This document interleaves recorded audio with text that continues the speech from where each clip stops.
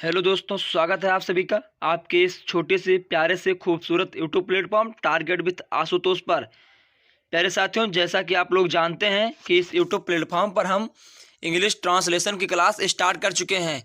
तो इस English translation की ये 5वीं क्लास है। इससे पहले हम टेंस की बेसिक बातों के बाद present indefinite tense, present continuous tense और प्रेजेंट परफेक्ट टेंस, इन तीनों टेंसों पर चर्चा कर चुके हैं। तो आज ये मेरी प्रेजेंट परफेक्ट कंटीन्यूअस टेंस यानी जो है प्रेजेंट की ये लास्ट क्लास है। इसके बाद हम कल से पास्ट टेंस की क्लास स्टार्ट करेंगे। उसमें पहली क्लास पास्ट इंडेफिनिट टेंस की होगी। तो मुझे उम्मीद है कि पीछे की जितनी क्लास हो चुकी हैं आप लोग के समझ में अच्छे से आ गया होगा। तो आज का टॉपिक है प्रेजेंट परफेक्ट कंटीन्यूअस टेंस। चलेंगे हम इस पर जो है अच्छे से विस्तार करेंगे और हम आपको एक एक चीज़ें बताते चलेंगे ताकि आप लोग का हर डाउट क्लियर होता चले। तो आज का topic present perfect continuous tense. चलिए लौटते हैं अपने टॉपिक की ओर। तो देखेंगे हम इसकी जो पहचान है कि प्रेजेंट कंटीन्यूअस टेंस की, तो इसमें वर्ब प्लस रहा है, रही है, रहे हैं, रहा हूँ। ठीक है, वर्ब प्लस रहा है, रही है, रहा हूँ। देखिए यही चीज़ आप उसमें भी पढ़े, किसमें? प्रेजेंट कंटीन्यूअस टेंस में, उसमें भी था वर्ब प्लस रहा है, रही है, रहे हैं, रहा हूँ। लेकिन इसमें उसमें सिर्फ इतना अंतर है कि वहां पर क्या था, वर्ब प्लस रहा है, रही है, रहे हैं, रहा हूँ। यहाँ पर अंतर क्या होगा? यहाँ पर होगा वर्ब प्लस रहा है, रही है, रहे हैं, रहा हूँ। इसके साथ यहाँ पर होगा से के साथ समय का बोध होता है। यहाँ सबसे बड़ी यही चीज होती है, वहां दोनों में अंतर। ठीक है, वहां सिर्फ वर्ब के साथ रहा है, रही है, रहे हैं, रहा हूँ होगा, और यहाँ पर इसके साथ साथ यहाँ पर से के साथ समय भी होगा। जैसे मैं सुबह से खाना खा रहा हूँ, मैं 2006 से खाना खा रहा हूँ, मैं 3 दिन से खाना खा रहा हूँ, तो वैसे ही। और जब होगा मैं खाना खा रहा हूँ तो वो हमारा वाक्य हो जाएगा प्रेजेंट कंटीन्यूअस टेंस में। ठीक है, लेकिन यहाँ पर हमें जो है से के साथ समय को देखना है। ठीक है, सबसे बड़ी बेसिक बात है यही है, यही हमें दोनों में अंतर याद रखने का एक सरल तरीका है और यही समझने वाली बातें हैं, बाकी तो सब सेम है।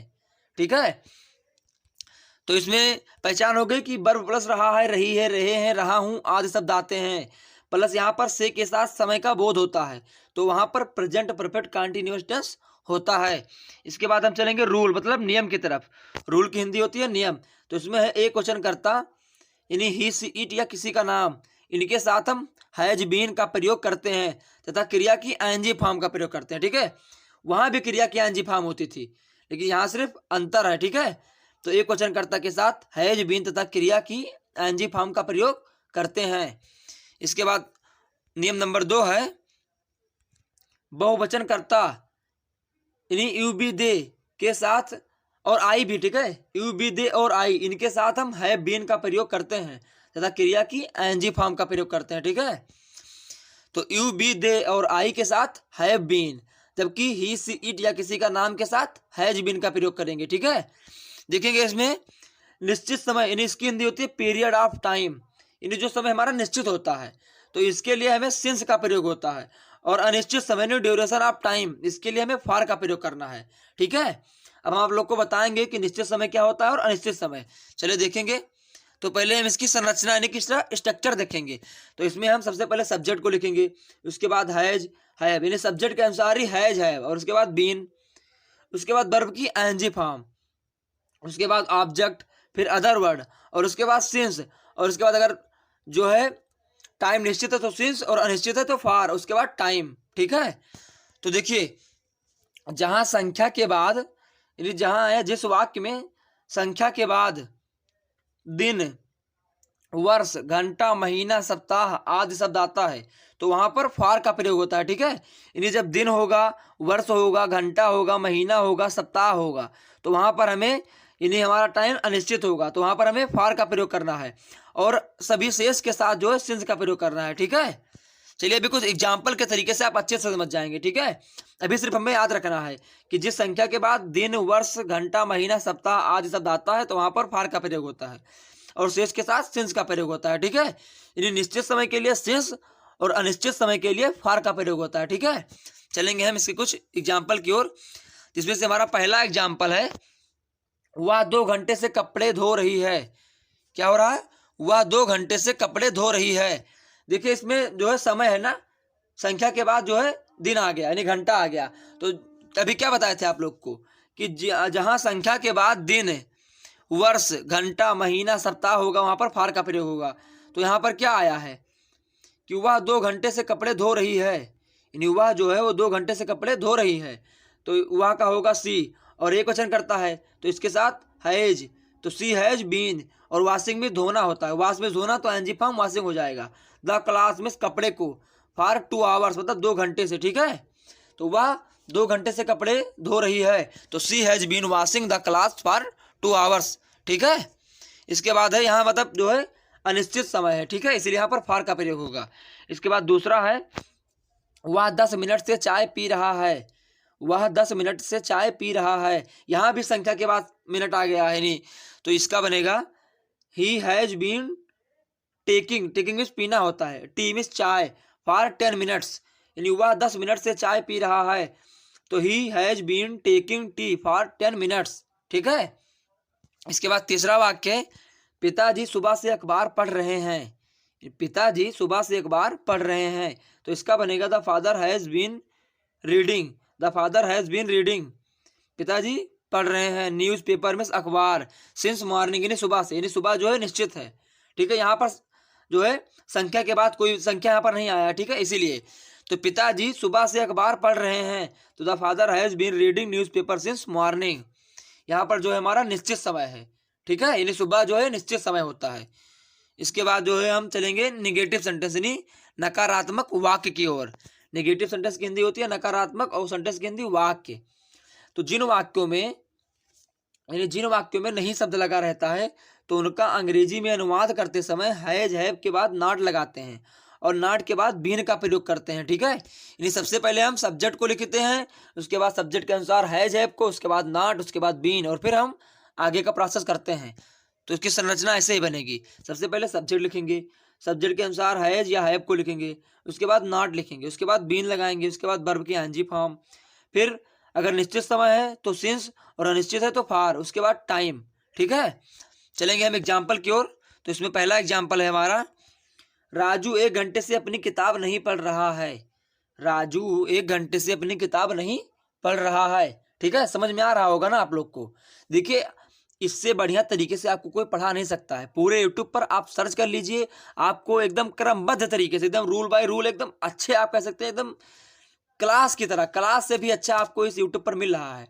इस यूट्यूब की दुनिया में सिर्फ मेरा ही छोटा सा चैनल टारगेट विद आशुतोष आपको पहली बार दे रहा है, अन्यथा और कोई चैनल आपको नहीं दे रहा है।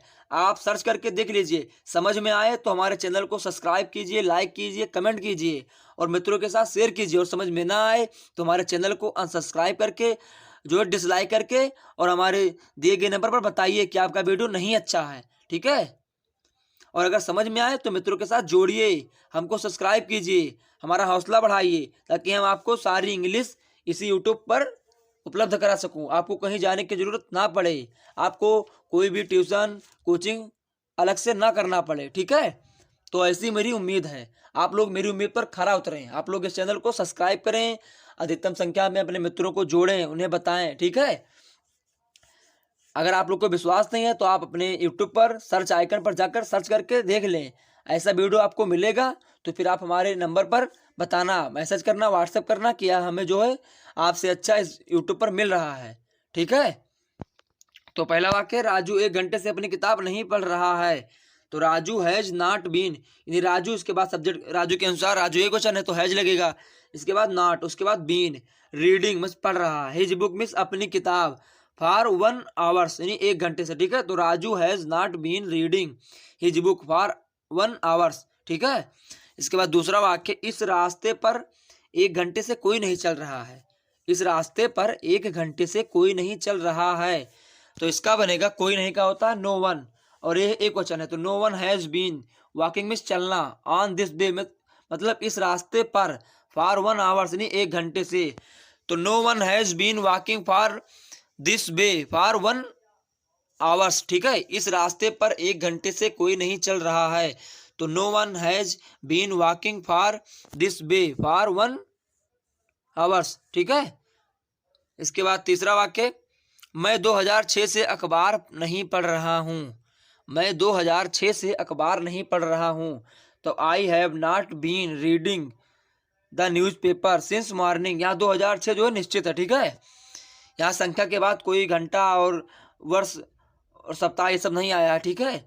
इसीलिए यहाँ पर होगा मैं 2006 से अखबार नहीं पढ़ रहा हूँ, तो I have not been reading the newspaper since morning. यहाँ आई जो है बहुवचन है, ठीक है। तो I have not been reading the newspaper since morning. मैं सुबह से अखबार, मेरा मतलब मैं 2006 से अखबार नहीं पढ़ रहा हूँ। अब यहाँ होता सुबह से, तो यहाँ हो जाएगा सिंस मॉर्निंग, ठीक है। चलते हैं हम इंट्रोगेटिव सेंटेंस। इसमें पहला रूल है जो है, इंट्रोगेटिव सेंटेंस की हिंदी होती है प्रश्नवाचक वाक्य। इसमें पहला रूल है, जैसा कि आप लोग जानते हैं कि इसमें 2 रूल होता है, ठीक है। एक क्या वाला और एक बीच वाला। आपको 3 टेंस पढ़ा चुके हैं, आपको भली बात ये सब चीज आसानी से समझ में आ गया होगा, ठीक है। देखिए, इस वीडियो को देखने से पहले आप कॉपी कलम को लेकर जरूर बैठिए, आप इसका नोट्स बनाइए बाकायदा, क्योंकि आपको ये शेड्यूल एक अच्छे तरीके से क्रमबद्ध तरीके से मिल रहा है, ठीक है। तो देखेंगे, पहला रूल है, रूल में होता है नियम। पहला रूल है, जब वाक्य क्या शब्द से प्रारंभ हो, जब हमारा वाक्य क्या शब्द से प्रारंभ हो, वो प्रश्न पूछे, तो हैज हैव को वाक्य में सबसे पहले लिखते हैं और उसके पश्चात सब्जेक्ट और सब्जेक्ट के बाद बीन का प्रयोग करते हैं, ठीक है। सबसे पहले हम हैज या हैव को लिखेंगे सब्जेक्ट के अनुसार, उसके बाद हम सब्जेक्ट को लिखेंगे, उसके बाद हम बीन को लिखेंगे, फिर हम आगे का प्रोसेस करेंगे, ठीक है। तो इसकी संरचना है, सबसे पहले हैज हैव, उसके बाद सब्जेक्ट, यानी सब्जेक्ट के अनुसार ही हैज हैव होगा, ठीक है। उसके बाद हम सब्जेक्ट के बाद बीन लिखेंगे, फिर वर्ब की आईएनजी फॉर्म, फिर ऑब्जेक्ट, फिर अदर वर्ड, फिर सिंस या फॉर, उसके बाद टाइम। निश्चित समय है तो सिंस, अनिश्चित है तो फॉर, ठीक है। और उसके बाद क्वेश्चन मार्क, ठीक है। तो चलते हैं हम इसके एग्जाम्पल की ओर। तो इसमें पहला एग्जाम्पल है, क्या डॉक्टर सुबह से मरीजों को देख रहा है। क्या डॉक्टर सुबह से मरीजों को देख रहा है। इसके बाद दूसरा वाक्य हमारा, क्या हम बरसों से उनके घर जाते रहे हैं या जा रहे हैं, ठीक है। क्या हम बरसों से उनके घर जा रहे हैं, तो इसका बनेगा have been going to their home for years. Years में से होता है वर्षों, ठीक है। तो क्या हम बरसों से उनके घर जा रहे हैं, क्वेश्चन मार्क। तो इसका बनेगा have been going to their home for years, ठीक है। इसके बाद दूसरा वाक्य है, मतलब क्या डॉक्टर सुबह से मरीजों को देख रहा है। क्या डॉक्टर सुबह से मरीजों को देख रहा है। देखिए, ये वाक्य यहाँ आ गया, ठीक है। तो इस वाक्य को आप लोग यहाँ से काट लीजिएगा और ये वाक्य जो है आपको यहाँ अच्छे से बना लेना, ठीक है। चेकिंग मीन्स क्या होता है, देखना, और सीइंग मीन्स देखना, लेकिन यहाँ डॉक्टर जो चेक करता है, देखता नहीं है, ठीक है। तो इसलिए यहाँ पर सीइंग नहीं होगा, यहाँ पर चेकिंग होगा। आप लोग इस वाक्य को यहाँ हटा के यहाँ जो है लिख लीजिएगा, क्या डॉक्टर सुबह से मरीज को देख रहा है। क्या डॉक्टर सुबह से मरीज को देख रहा है। तो इसका बनेगा has the doctor been checking the patients since morning, ठीक है। क्या डॉक्टर सुबह से मरीज को देख रहा है। तो इसका बनेगा has the doctor been checking the patient since morning, ठीक है। इस वाक्य को यहाँ पर काट लीजिएगा। इसके बाद हम चलते हैं इंट्रोगेटिव सेंटेंस के दूसरे रूल यानी दूसरे नियम की तरफ। तो दूसरा नियम हमारा कह रहा है, जब कोई प्रश्नवाचक शब्द वाक्य के बीच में आ जाए तो उसकी अंग्रेजी वाक्य में सबसे पहले लिखते हैं, उसके पश्चात हैज हैव को, और उसके बाद सब्जेक्ट, और सब्जेक्ट के बाद हम बीन का प्रयोग करते हैं, ठीक है। सबसे पहले क्या है, जब कोई प्रश्नवाचक शब्द वाक्य के बीच में आ जाए, यानी कब, क्यों, कहाँ, कैसे, क्या, किसको, ये सब अगर हमारे वाक्य के बीच में आ गए तो उसकी अंग्रेजी हम वाक्य में सबसे पहले लिखेंगे। उसके बाद हम हैज या हैव को सब्जेक्ट के अनुसार लिखेंगे, फिर हम सब्जेक्ट को लिखेंगे, उसके बाद हम बीन को लिखेंगे, उसके बाद हम आगे की पूरी प्रक्रिया लिखेंगे, ठीक है। तो चलेंगे, देखेंगे हम। इसमें पहला है, सबसे पहले हम क्वेश्चन वर्ड को लिखेंगे, उसके बाद सब्जेक्ट के अनुसार हैज या हैव को, उसके बाद सब्जेक्ट को, उसके बाद बीन को, उसके बाद वर्ब की आईएनजी फॉर्म, उसके बाद ऑब्जेक्ट, उसके बाद अदर वर्ड, उसके बाद सिंस या फॉर। इन निश्चित है तो सिंस, अनिश्चित है तो फॉर। इसके बाद टाइम, उसके बाद क्वेश्चन मार्क, ठीक है। क्योंकि क्वेश्चन मार्क के बिना हमारा वाक्य अधूरा रहता है, ठीक है। अगर हम परीक्षा में क्वेश्चन मार्क लगाना भूल गए तो हमारा नंबर जो है कट जाएगा, ठीक है। तो चलते हैं हम इसके कुछ एग्जाम्पल की ओर। एग्जाम्पल जो है हमारा है, तुम पिछली रात से कौन सी फिल्म देखते रहे हो, यानी देख रहे हो, ठीक है। तुम पिछली रात से कौन सी फिल्म देख रहे हो। तुम पिछली रात से कौन सी फिल्म देख रहे हो। तो इसका अनुवाद बनेगा, विच विच मिस होता है कौन सी, इसको कुछ लोग विच बोलते हैं, कुछ लोग हुच बोलते हैं, ठीक है। तो which film have you been, which film have you been watching means, देखना, सिंस लास्ट नाइट। देखिए वहां पर डॉक्टर जो देख रहा था तो वहां चेक करता है डॉक्टर, लेकिन फिल्म को हम लोग वॉच करते हैं, नहीं देखते हैं, ठीक है। तो तुम पिछली रात से कौन सी फिल्म देख रहे हो, तो which film have you been watching since last night, उसके बाद क्वेश्चन मार्क, ठीक है। समझ में आ गया ना कि विच फिल्म, कौन सी फिल्म, हैव यू बीन देख रहे हो, वाचिंग मीन्स देख रहे हो, सिंस लास्ट नाइट पिछली रात से, ठीक है। यहाँ जो है समय निश्चित है इसलिए यहाँ पर सिंस लगेगा, उसके बाद क्वेश्चन मार्क। चलेंगे दूसरा वाक्य, वह 1 घंटे से इतनी जोर जोर से क्यों चिल्ला रहा है, वह 1 घंटे से इतनी जोर जोर से क्यों चिल्ला रहा है, तो इसका अनुवाद बनेगा क्यों का व्हाई होता है, उसके बाद वह मतलब एक क्वेश्चन है तो हैज लगेगा, तो why has he been crying means चिल्लाना, सो मिस जो सो लाउडली मतलब जोर जोर से, फार मतलब अनिश्चित समय है, 1 आवर्स मतलब 1 घंटे से, ठीक है। तो वह 1 घंटे से इतनी जोर जोर से क्यों चिल्ला रहा है, तो why has he been crying so loudly for 1 hours, ठीक है। उसके बाद क्वेश्चन मार्क। इसके बाद हमारा तीसरा वाक्य है जो कि लास्ट वाक्य, धोबी सुबह से किसके कपड़े धो रहा है, धोबी सुबह से किसके कपड़े धो रहा है, तो इसका अनुवाद बनेगा किसके का होता है विच, तो हुज, ठीक है, हुज। तो whose clothes have the washerman been washing since morning, question mark. यानी यहाँ वाशरमैन मतलब धोबी होता है, क्लॉथ्स में कपड़े, और धोना का क्या होता है वॉशिंग, ठीक है, वॉश में धोना, तो यहाँ पर आईएनजी फॉर्म वॉशिंग लगेगा। तो धोबी सुबह से किसके कपड़े धो रहा है, तो whose clothes have the washerman been washing since morning, उसके बाद क्वेश्चन मार्क। तो मुझे उम्मीद है कि ये वीडियो आप लोग के समझ में अच्छे से आया होगा।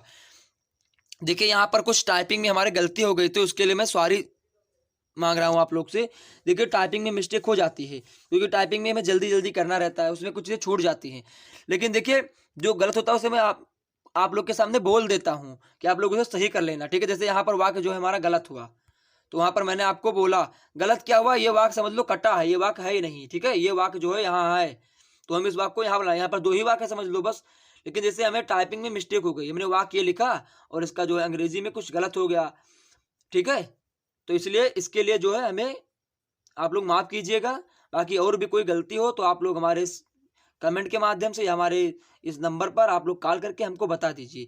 आगे से हम ऐसी गलती नहीं करेंगे और उस पर सुधार करेंगे, ठीक है। तो मुझे उम्मीद है ये वीडियो आप लोग के समझ में अच्छे से आया होगा।